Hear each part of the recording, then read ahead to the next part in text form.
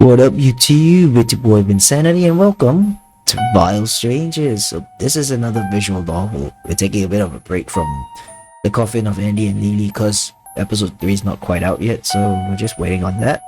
So while we're gonna play Vile Strangers. So this game is about a stranger just staring at you at a bus stop as you guys wait for the bus. Why is he staring? I don't know. But we're about to find out. Let's go. Bus stop, 8:45 p.m. Businessman. Ugh. The man next to you at the bus stop covers his nose and waves a hand in your general direction. Absolutely vile. Run and take a shower and use soap for once in your life. Your eyes twitch at his condescending tone, his voice filled with judgment, which is to be expected considering it's coming from a guy in a fancy suit. Well, he's a businessman. Oh, how flattering. Just what I needed to hear after working 9+ hours. You think in tired annoyance before flipping him off when he turns his back towards you. He's still gagging, playing up his disgust as he creates a large amount of distance between you two. Although not going too far, so you can still catch the bus you're both waiting for. He's probably the sort that's never changed a diaper. You're certain of it. Don't judge, man. Why are we judging people? You sigh and lean against the bench you packed yourself into when you couldn't remain standing any longer. Lifting your arm, you sniff yourself and then wrinkle your nose. Okay, the jerk might have a point. You smell like a mix of blueberry slushy with hints of chocolate sundae thrown in. Ugh, that's disgusting. Not a bad combo, you're nuts, kid. At least not until you take into account that the scent mostly stems from someone vomiting all over your poor uniform. You tried to wash off and wring your shirt out in the bathroom sink as best as you could, but yeah, this shirt's probably coming out of your paycheck. Yeah, usually the shirts, if you get uniforms at work, it's rentals, and if anything happens to it, yeah. Because if you leave the company, they want it back, so yeah. Maybe the smell didn't bother you so much since you've gotten used to it. Currently, you work at Bobby and Bibbles, a family entertainment center that offers arcade games and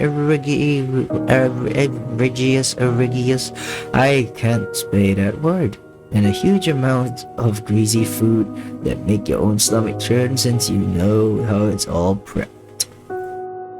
You're 100% certain your workplace has violated about a dozen health code protocols. Take yesterday afternoon, for instance.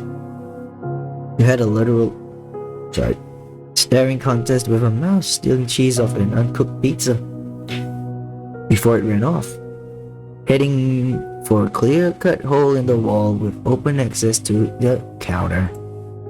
And despite telling the manager about this, he demanded the pizza still get served. Ew. Bobby and Bibbidi Boo ain't eating there. No mood.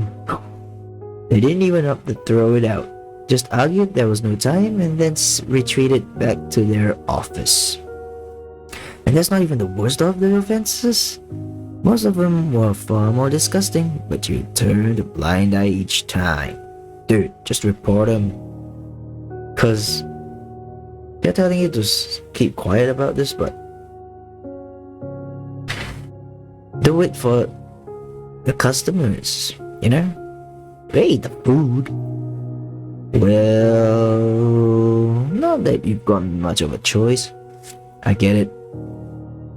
Kinda too lazy to find other jobs. You're steeped in the student loans, and this is the only job that accepted you after months of endless searching. Fair enough.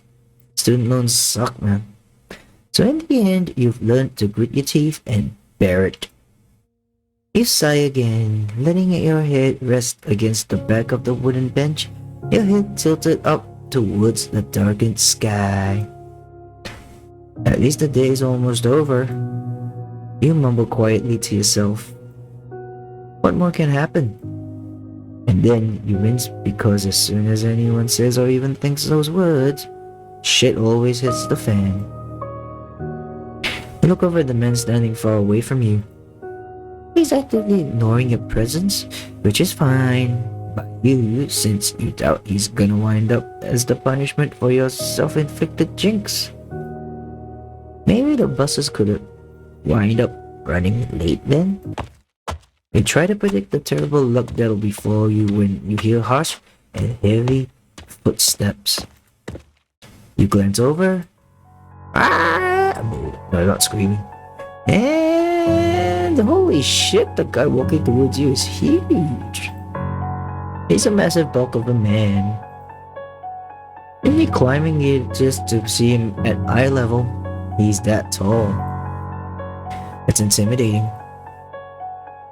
When he makes a grunting noise, you crane your neck to look up at his face, but he's wearing something over it. Oh, hi there, buddy. Like a mask? Oh, please say this guy isn't the result of your self-inflicted jinx. He's just some partygoer, right? Probably with a costume theme, considering his apron. Looks like there's a few red splotches right on the your screwed alarms start ringing in your head. Sirens going off left and right as your brain scrambles and tries to determine whether or not those are actual blood spatters or simply dollops of ketchup made to look like blood. Which one are you hoping for, dude? The ketchup or the blood? You try to recall if you've seen anything on the news or true crime channels about mass murders in your area. But if you're being honest, the crime rates are astronomical in your city. Despite the fact that you're currently near the outskirts, the place is a festering cesspool of criminals all congregating together in one area. And not even here is safe. Are you happy to see me? I forgot what's the phrase. Whatever. Looking away, you see that the other man waiting for the bus walked off somewhere. Great. So now you're alone with this guy. The hulking man doesn't say anything as he lowers himself onto the bench next to you. You can hear him breathing, long drawn-out breaths punctuating the quiet. An involuntary shiver crawls up your spine and you scooch towards the other end of the bench, creating as much space as possible between you and the hulking man. It's then that your brain finally decides to remember the news report from this morning. The body of a 34-year-old man identified as Raymond Maverick was discovered strung up inside the gazebo of Winterberry Park at 11:30 p.m. by a passerby in the area. Reports say that he dislodged a thought with a furious shake of your head. No, that won't happen to you. It can't. Because that's... Your brief stint of denial gets cut off by the sudden movement out of the corner of your eye. The masked man cocks his head slowly, surely noticing how you stiffened, your body going rimrod straight with a tight coil of fear twisting your gut at his unwavering gaze. The masked man is staring right at you. His breathing grows heavier as though your response excites him. He is happy to see me. No other sound punctures the silence. You can't even hear the usual present sounds of the city in the far-off distance from where you're positioned. Like everything's drowned out because of his presence. Out of the corner of your eye, you catch sight of his hand twitching. You finally turn your head towards him, trying to keep it trembling under wraps as you shove your quaking hands between your legs, knowing full well that if he attacks you, you're practically defenseless. Where the hell's that damn bus? Shouldn't it have shown up by now? He cocks his head to the other side as you hold his gaze.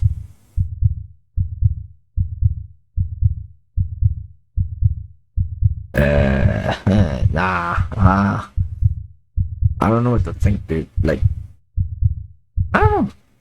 Probably came from some, kinky party. Kinky. Alright, at this moment in time, you really wish you took your trusty old ballistic knife, old ballistic knife with you as an extra precaution. But your knife wasn't in any shape to offer you protection right now, and besides, you didn't know that you'd encounter someone like this on the way home from work. The cherry on your shit sundae. With blueberry slushies? Then again, would a knife even bring him down, or would his muscle act as a barrier? You could take on a normal-sized guy, but him? Jabbing him with something sharp might wind up feeling more like a splinter or a toothpick, and you probably wouldn't even reach his vitals if you went toe to toe.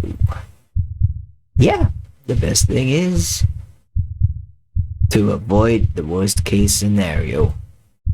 You turn your head away, the movement jerky and awkward, the pressure of being so intensely watched, making you self-conscious about everything you do.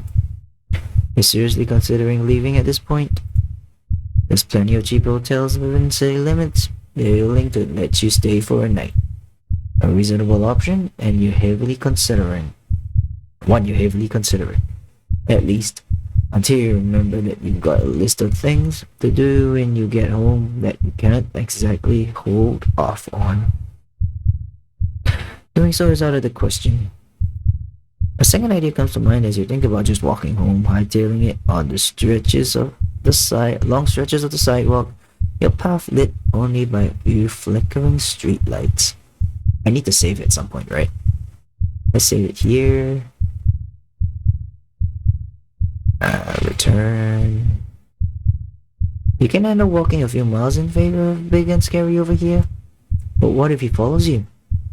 Then you're even further away from other witnesses. I thought you said you were alone with this guy. But at the rate things are going, you're not even sure if the bus will show up anytime soon. There's a possibility that the bus broke down en route. It's a hard decision to make. Stay here and endure the creepy looking man? Or walk home and risk him following you. Alright, so this is where I should have saved. So either way, you need to make a choice. Alright, I should have saved that. This one. Wait. So I should save here actually. At the decision. So screw this, you're walking home? Or stay, but at the very least create some space between you two.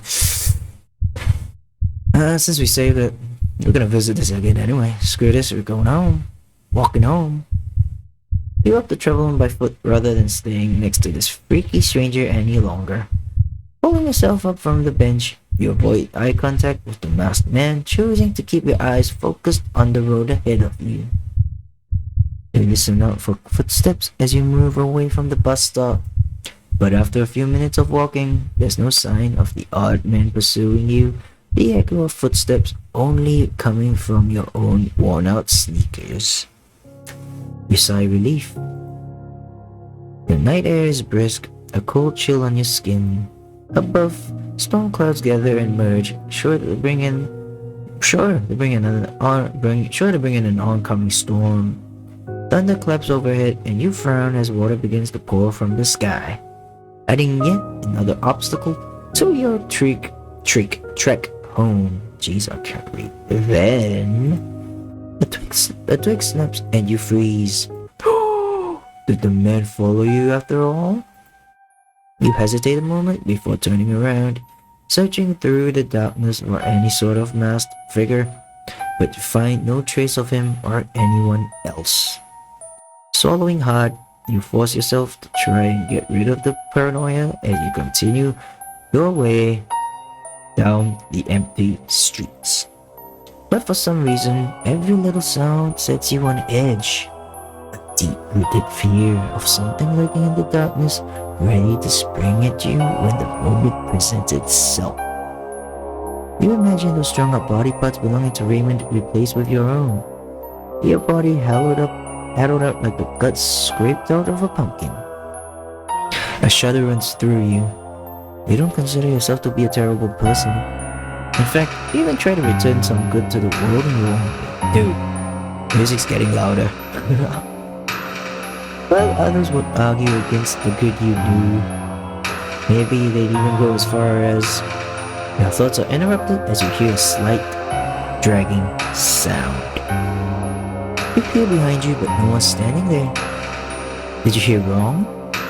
Frowning, you glance back to the road ahead of you before your gaze lands on something standing off in the distance. A vague human shape. You recognize the businessman from earlier. But what's he doing here? As you begin approaching him, you feel as though something is not quite right. An uneasy feeling spreading throughout your gut. For some reason, he's staring in the direction of your house, which you can see off in the distance. Oh, businessman's the killer. I guess the clue at the start was his name was in red. I could be wrong. He remains immobile despite the ongoing storm. You can't even see his chest rise and fall as he breathes. It's creepy and unsettling, and you're starting to regret your decision to walk home. But you're almost there, so you might as well just shuffle past him and try not to make eye contact or encourage any sort of attention. Yeah. We're next. You're relieved when the businessman doesn't react to you as you walk by, but then you realize something odd. In his breast pocket, a wilted red rose peeks out and you frown at the sight. Dude, that's his calling card. Why would a businessman have a red rose sitting there? Then again, maybe there's some plausible explanation and you're just looking too deeply into things. But right as you pass him, you feel something clamp around your waist, your wrist, and as you look over your shoulder, you see the man staring at you with a hardening expression.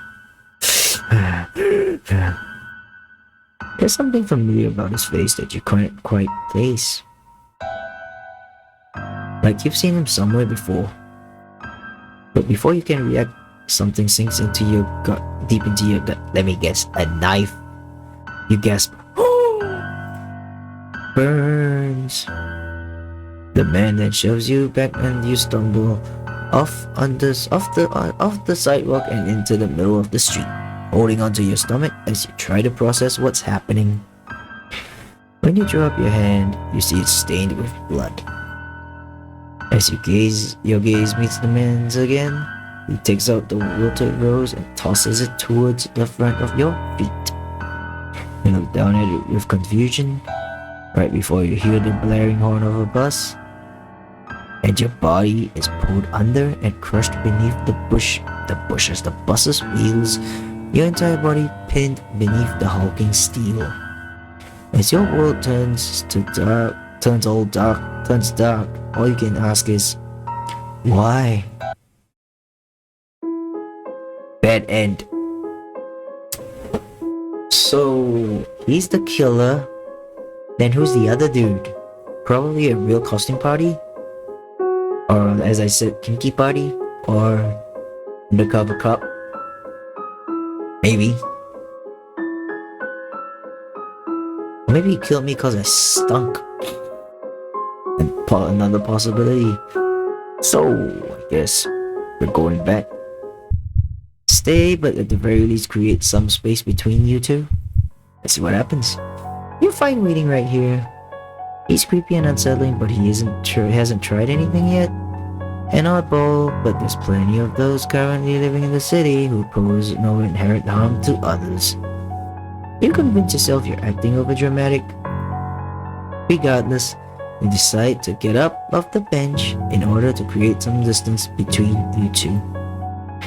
You busy yourself acting like you're stepping away to sort through the inside of your bag, not searching for anything in particular, but using it as a prop to appear like you're unaffected by his presence. You keep within sight, just in case the bus comes barreling past, when there's a soft creak originating from the bench. Then you hear the crunch of gravel, of footsteps stepping onto the asphalt, and nearing closer and closer still, making you break out into cold sweat. Crunch, step, crunch, step, step. Oh, your hand freezes in your bag. He's headed straight towards you, the sounds of his lumbering approach drawing near. Crunch, step, crunch, step, crunch. Oh, you wince at the heavy clunk of his boots, reminded of the possible force he could use against you. His entire body shaped like a weapon built to crush those smaller than him. I reckon either way I'm dead. So, how do I die here? Crunch, step, crunch, step. He pauses and you know he's right behind you. Uh-oh. The shadow he casts underneath the yellowed glow of the street light consumes the entirety of yours, swallowing you whole and making you disappear completely. This feels like the beginning of a campy slasher movie, yet it's your unfortunate reality. You want to believe he's a prankster, someone who gets a kick out of messing with strangers, but there's so many terrible people that you encountered and endured in this world that you can't convince yourself otherwise, despite managing to do so a few minutes before. Because now he's right behind you, and you feel a hand clamp down on your shoulder. Excuse me, sir, do you know what time there's the bus coming? That's a positive side. On the negative side, I'm dead. The hairs on the back of your neck stand at attention. You let out a small gasp and watch as the masked man's shadow moves, his free arm and lifting up while horrific theories of what he's holding cycles through your head. You don't want to stick around and find out. And finally, your brain kicks into gear. Before he can do whatever he's about to do, you dart from underneath his hand and make a run for it. Must be damned, you're not staying for a second longer. You bolt toward the direction of the city. Your sneakers slap against the harsh pavement of the cracked sidewalk, your canvas bag banging painfully into your hip, but you ignore the pain because you can hear him. The stomp of boots. You're right to fear him, because now he's giving chase. I'm dead anyway. Oh yeah, one thing about the first ending as well. Like we talked about punishment, the jinx thing, that businessman being the punishment. Yeah, that came back to bite him in the butt. He's eating up the distance between you two. I mean, he's huge. You know he is because of how long his legs are. One of his strides probably matching three of yours.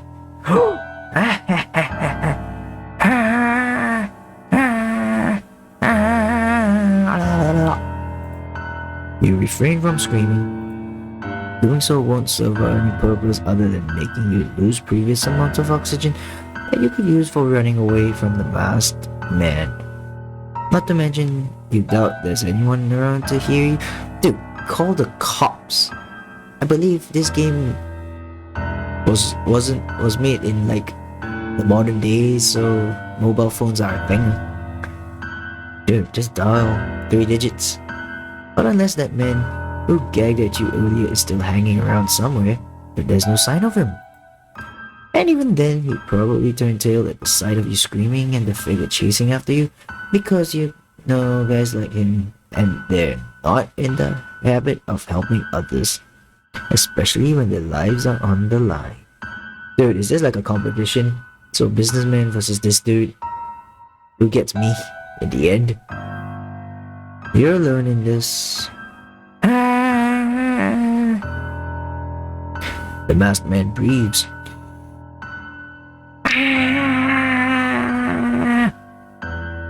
You grit your teeth as you pump your arms and legs faster. The cold bite of air rushes past you and stings your face and cheeks. Something wet splashes against the back of your hand as you propel your body forward with each step. The weight of your body getting heavier and the longer you run. Overhead, dark clouds descend, covering the entirety of the night sky. There's a rumble and then a streak of lightning illuminating the world as rain begins to pour down in heavy sheets. A change in sudden, you find it almost laughable. It's like you're filling out a slasher movie bingo card. What a joke. But you refuse to let the weather keep you from escaping the deranged man who's become even more frantic.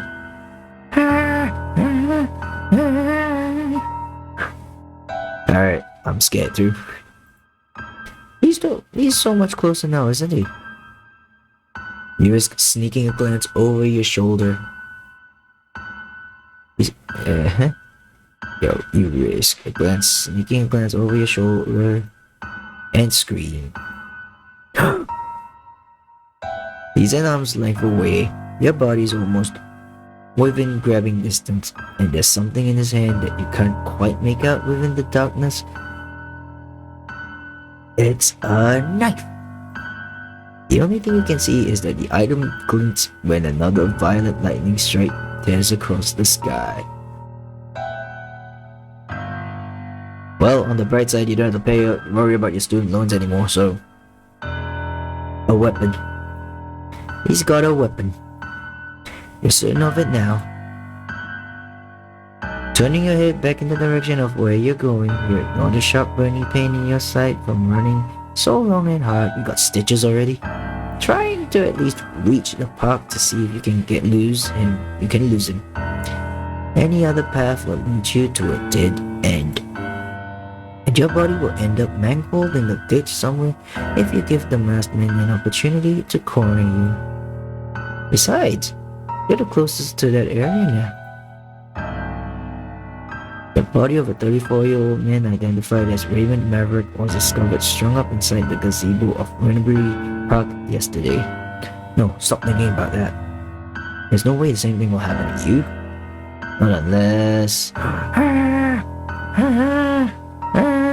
I love the design of this dude though.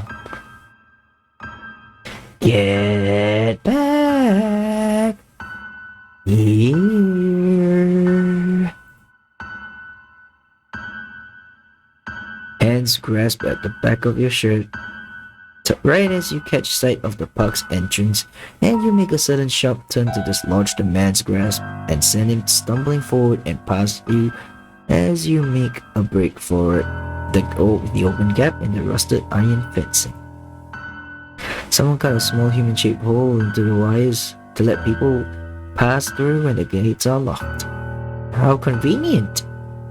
You think those little property damaging little shits? Since it's a small enough size for you, but not the bulk of a 6'8" man that's currently trying to catch up with you.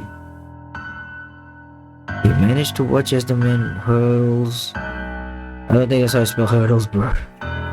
Toward you like a linebacker on a football field, and your heart seizes in your chest. Turning your body, you frantically squeeze through the gap. The cut wire on the fence tears into the front of your stomach and let out a yelp. You let out a yelp. The rusted wire tearing through the fabric of your uniform. What the hell? You managed to pull it.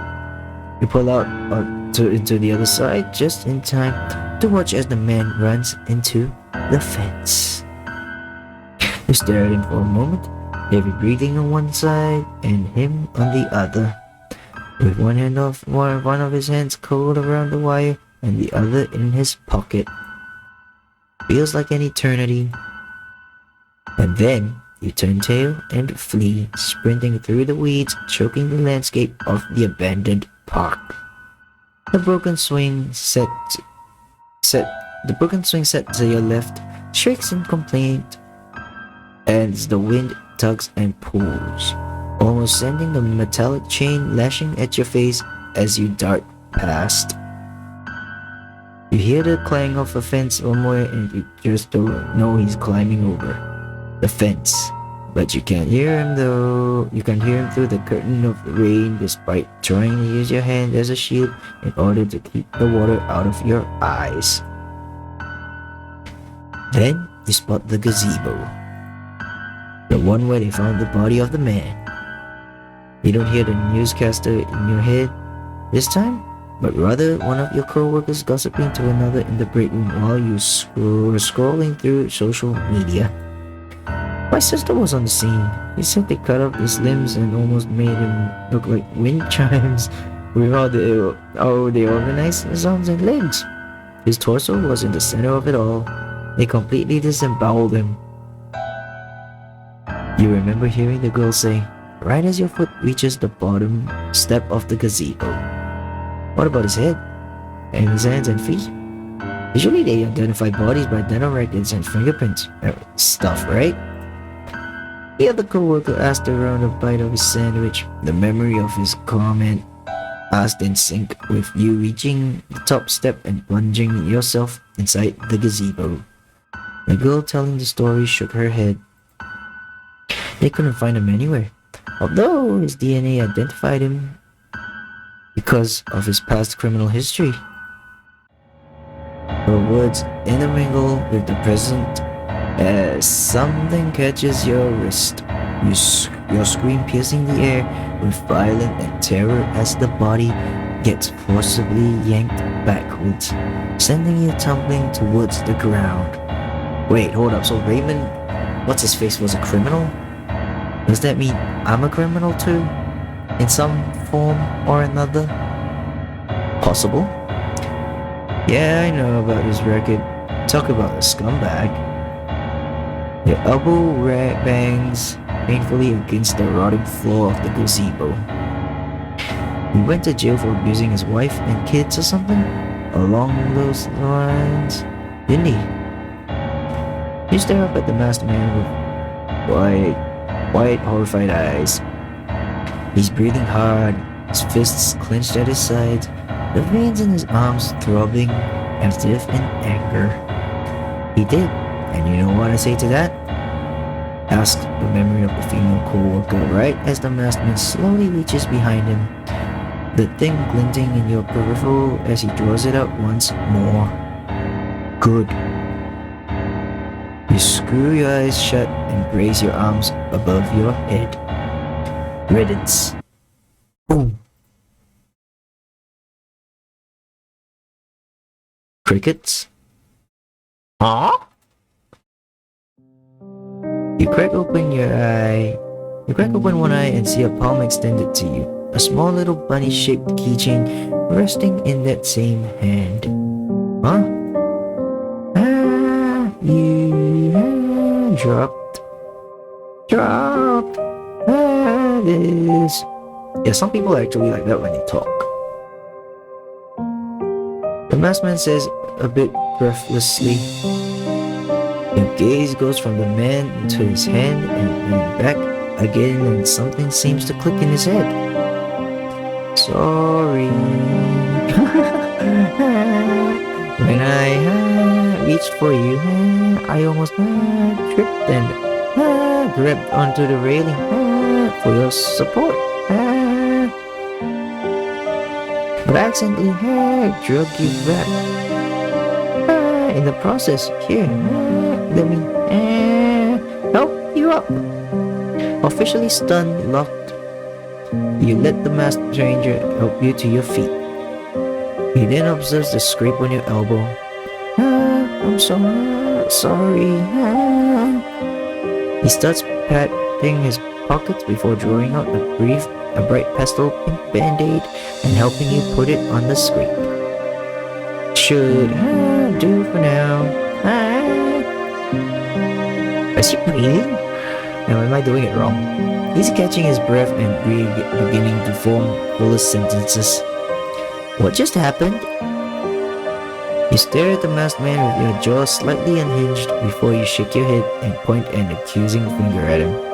Wait, you're telling me that you chased me down like a madman because you wanted to return something? Why didn't you say anything? You scared the living hell out of me. I thought you were gonna kill me, dude. Oh. The masked man sounds almost sheepish, and he touches the tip of his pointer fingers together as he looks away. I tried to say something, but you suddenly ran away. I didn't realize you were running because of me. Why do you think I was running then? You fold your arms over your chest. I thought you were looking for something in your bag and couldn't find it.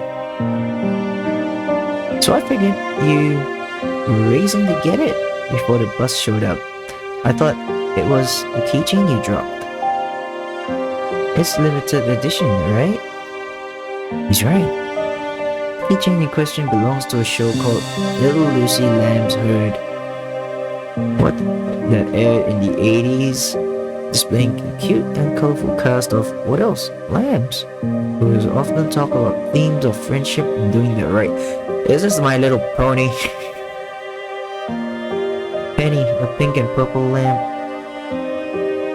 wound up becoming your favorite despite acting as more of a secondary character.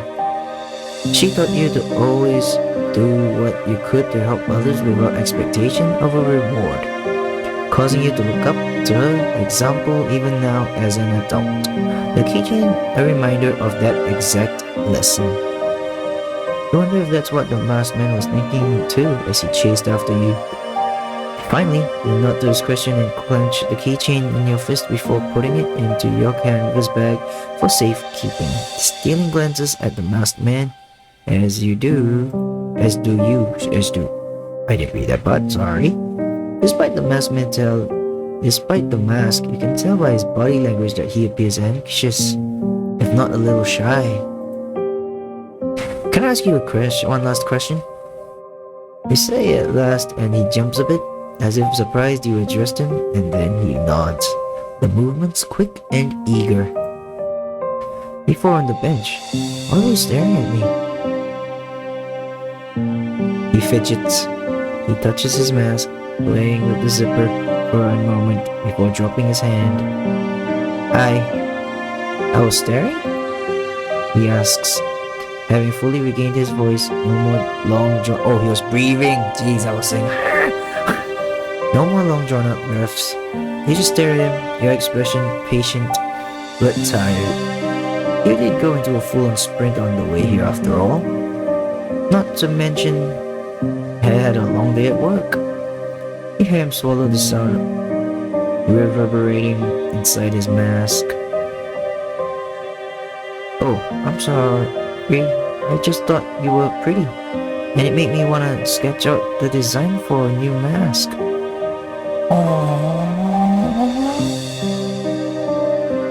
He mumbles a little under his breath,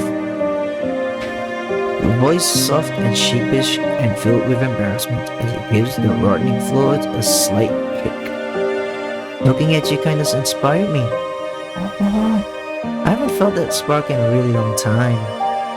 A mask? Wait, is that why? You meet his veiled gaze and point to his own mask. Yeah, I made this one. It made me feel more comfortable when I wear them. Because when I usually have my mask off, never mind. He toys with his apron and you realize the splotches of red are likely from some sort of dye he used when creating his masks, or possibly even when sketching. The masked man rings the fabric around his fingers. Now that your heart's finally settled and things have calmed down, it hits you, while socially awkward and somewhat misguided. You see he's not really a bad guy. It's actually kind of sweet how above and beyond you went. And to try and return your keychain, which is valuable and hard to replace. Considering you recognized my keychain, I'm thinking you're a fan of the show? He perks up.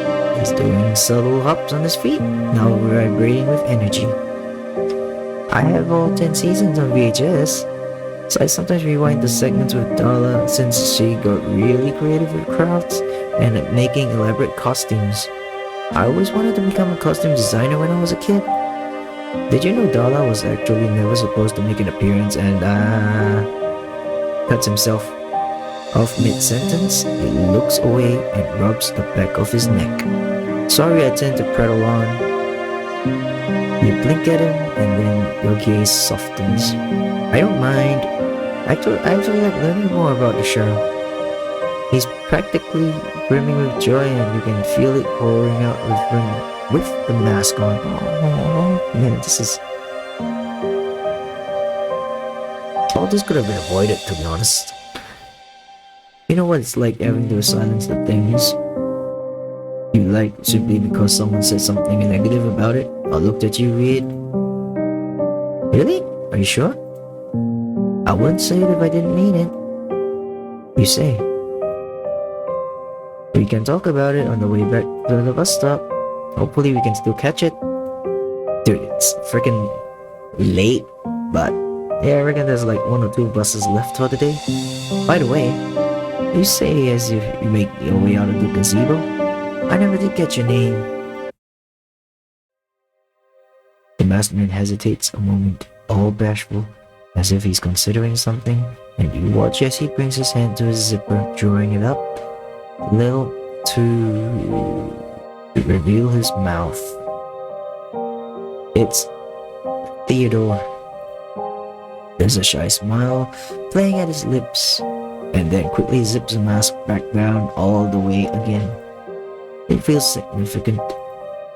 And you think back to what he said a few moments earlier in regards to the mask he wears. They make me feel more comfortable and when I wear them. Because I with the mask off, I'm just never mind. Remember that? Yet despite whatever reservations he seemed to hold about taking off his mask, he unzipped it. I can see a scar there. Just a little. You don't know why, but a quiet smile finds its way to your lips. As you and Theodore make your way back, he takes his apron off and uses it as a makeshift cover for the both of you to huddle under in order to avoid the onslaught of rain, moving the fabric above his head. He shares factoids about little Lucy Lamb's herd that even you didn't know about. Teddy looks animated as he talks, his hands expressive as he gestures around like it's the first time anyone's ever given him permission to just be himself. It's kind of adorable. When you reach the bus stop, you arrive at the perfect time, the bus pulling up right beside you two. On the way home, you and Teddy exchange numbers. And when you get off the bus, he waves at you through his spot next to the window. He said himself as Teddy. Well, that's what I've been calling him. In your phone, and there's a smile playing at your lips as you stare down at the name, already seeing a text from him with a few bear emojis as you enter your home. But then you catch the whiff of a coppery scent, a trail leading straight to the bathroom at the end of the hall, causing you to stiffen. Dude, the guy has been waiting there forever for us. You place your phone into your back pocket and drop your bag. Call the cops, dummy. It lands with a heavy thud in the quiet of the house. The silence, despite the ongoing storm, feels unnatural. No sounds coming in or out.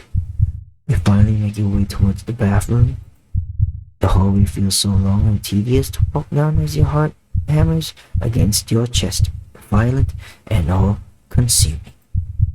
Your hand reaches for the doorknob and pauses. What do you think he's gonna find? You give yourself 1 second, then 2, before you open the door. If you open the door and are greeted by a mess of blood and gore, some of the blood dried along the lip of the tub, and other pieces too thick and congealed. The stench is overwhelming and you slap a hand over your nose. This is much worse than the vomit.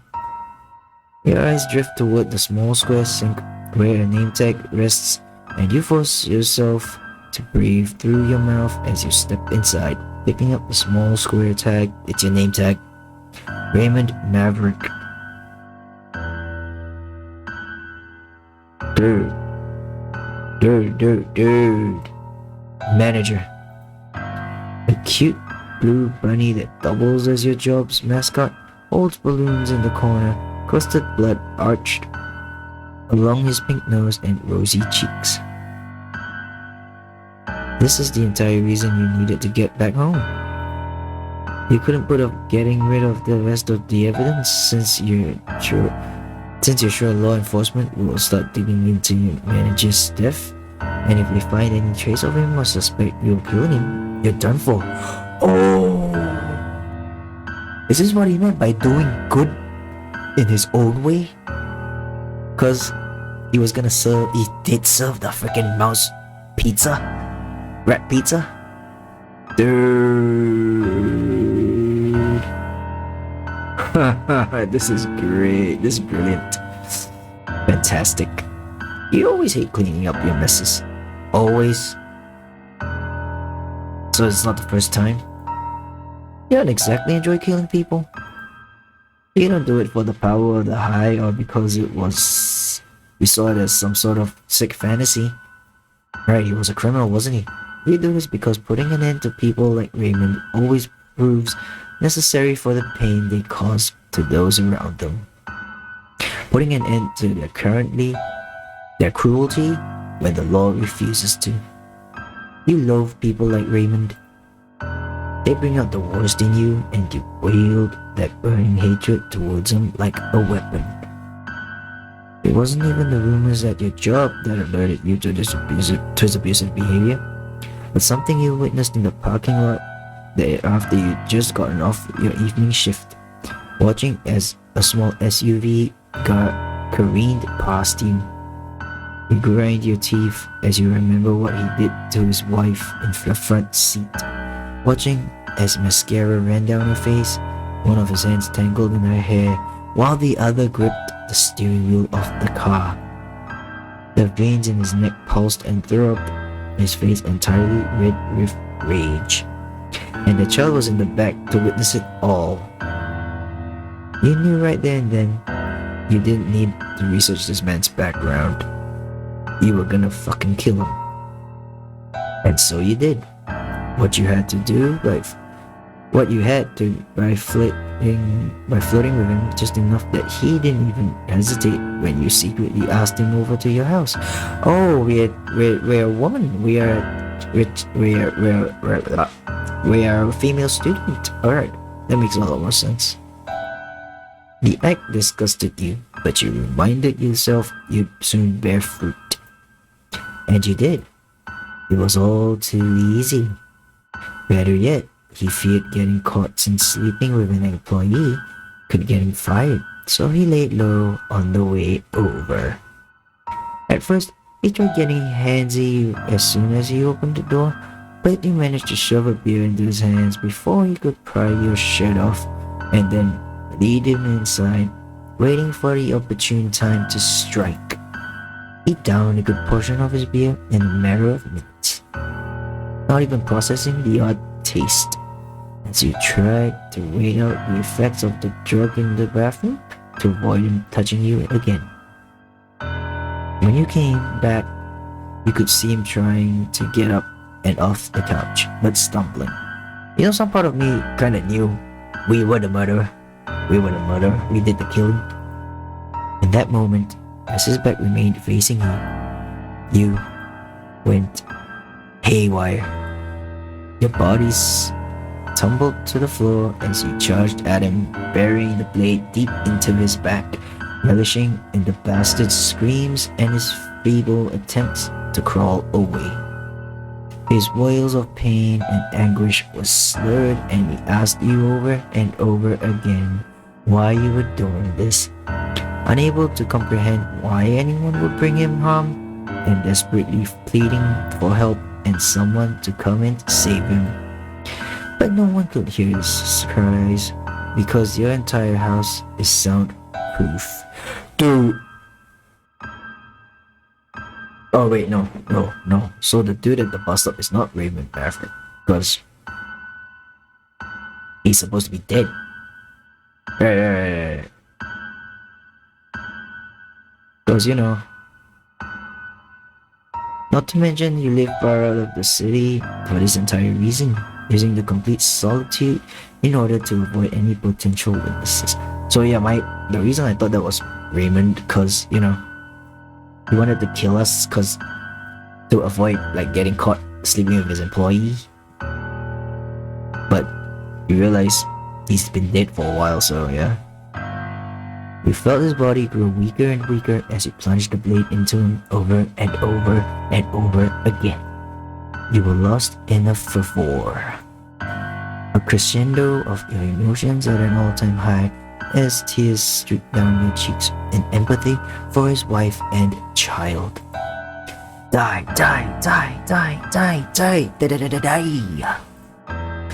the word repeated itself in a vicious cycle through your head as you tore steel through flesh.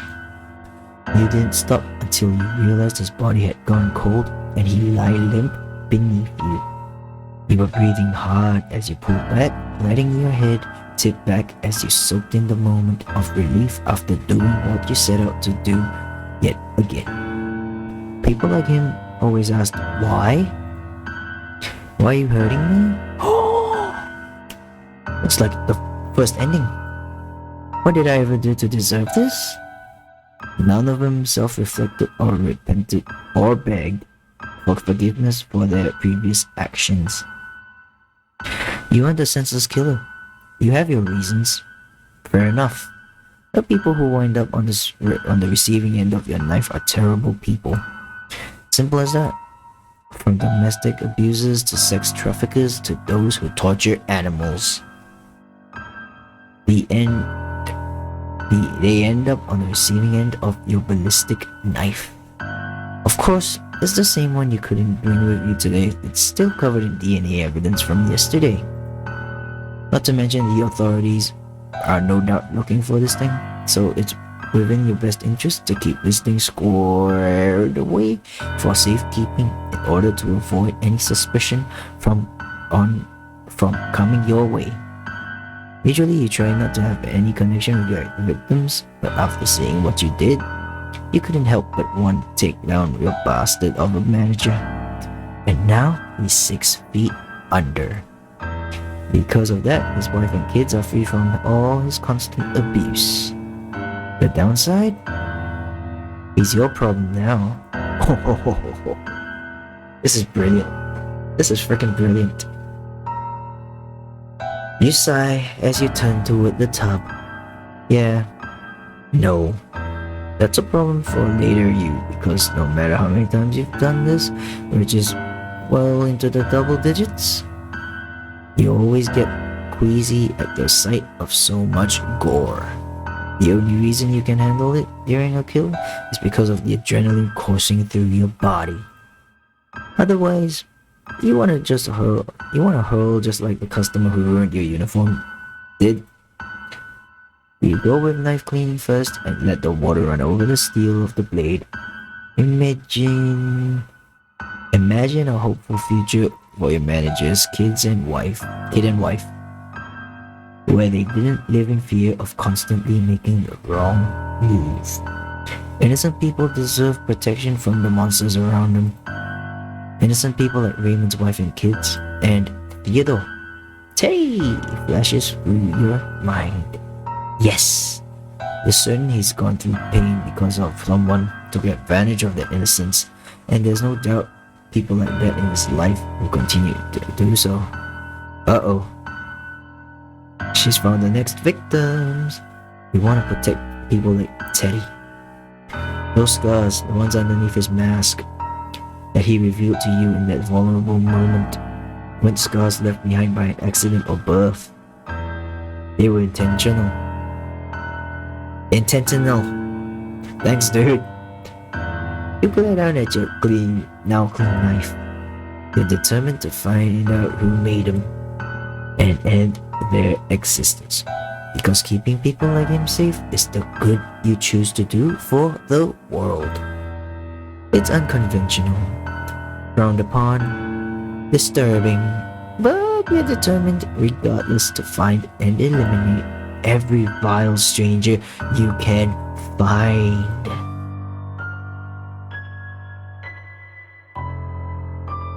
Brilliant.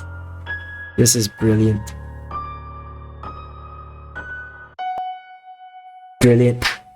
This is oh man, vile strangers, dude. I was not expecting the thought process of why we started killing people. That is brilliant. Man, this game is awesome. This game is awesome. I thought it was gonna be like a quick explanation, short and sweet. No. Thought about it long and hard. Very well done. Vile strangers, guys. Love this game. I recommend it to just about anyone and everyone. So have a go at this, and yeah, feel about it for yourselves. So with that said, guys, we've come to the end of the video, and as always, hope you guys enjoyed it. Thank you for watching, and I'll catch you guys in the next one. Bye.